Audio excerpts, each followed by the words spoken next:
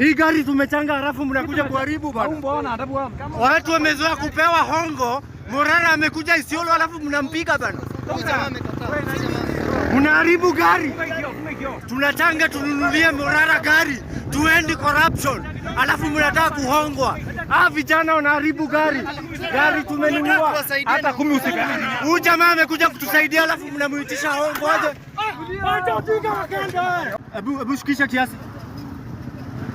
Unadai aje Morara? Hakuna kulipa. Sawa, tuonane Morara. Kimoja walai, tuko pamoja. Wazi. Chairman. Tuko na chairman. Morara msimguze wala. The video you have seen has also shocked me, maybe the way you might be shocked. This is after a section of goons in Isiolo decided to mob Morara and demand for bribes or something like kitu kidogo.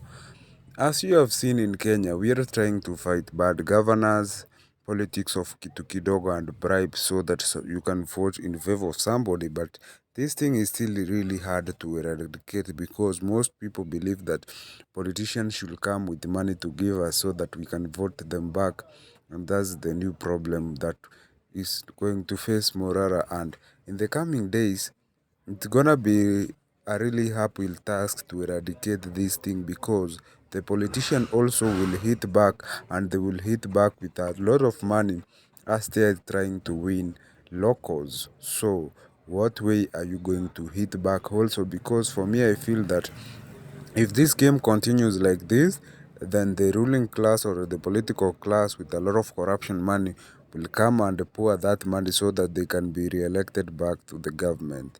So it was an uphill task for Morara. So this incident happened while he was in Isiolo, and it was stopped somewhere by some youth, some of them who wanted money because they were saying that the Kenyans have contributed a lot of money to MORARA KEBASO and he has money, so he needs to give her out, and that's not the agenda of the new plan of politics by MORARA KEBASO. The plan of politics by MORARA KEBASO is doing civic education around the country so that he can eradicate this kind of backwardness where you vote somebody because he has given you 50 bob or 100 shillings, and that 100 shillings he will go back and regain that money through corruption, through these channels like CDF money, looting from the counties and etc.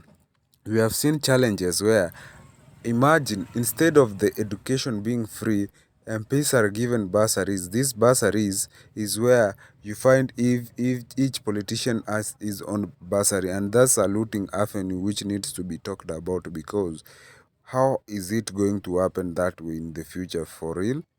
How? That really sparks a lot of question, and it needs to be looked upon, and something good needs to happen in the future. I really hope that Kenyans wake up and stop attacking these kind of attacks, because if they are Morara, then that will be like the goons were sponsored by the government, because we have seen people try to fight Morara through bloggers. Some bloggers who have been paid 527 shillings have been going around the country spreading a lot of rumors, writing a lot of false information, doing a lot of things that really expose them as who they are, because the bloggers are working for the government so that they can try to retain the image of the government, which has been so far so good exposed badly by MORARA KEBASO.